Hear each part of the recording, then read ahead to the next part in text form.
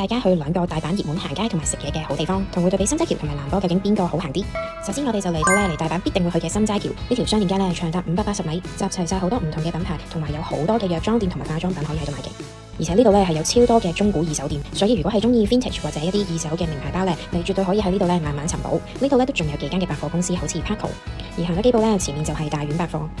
但我自己就會建議喺大丸百貨對面嘅一個商場，就係呢個 OPA 購物中心啦，超適合如果你都係中意呢啲日牌嘅朋友。當然喺心齋橋附近就仲有潮人會去嘅 Boring Street。月鏡頭一轉我哋就嚟到難波站嘅呢一間高島屋。嚟到呢度第一件事就要去佢嘅 Tourism Counter 度拎呢一張 Hello Kitty 嘅 Shopper 卡，喺指定品牌購物就有95折。其次喺呢一間高島屋亦都有好多一線嘅大品牌，例如 MS， 大家都可以試下入去睇下會唔會有零配嘅袋。當日我確實見到有一個。其實難波站高島屋係連接住另外一個商場，呢度就係難波 City 啦。加呢度啲日牌係好集中同埋好齊全嘅，加上呢度冇心齋橋啲品牌咁分散，同埋有咁多人又咁逼，所以喺度行街就會舒服好。除咗女士服飾之外男士喺呢度亦都可以揾到一啲運動嘅品牌，例如呢度就有一間好大嘅 Montbell。難波 City 係有分主館同埋南館，而喺南館呢一邊嘅商店我就會形容佢會比較親密，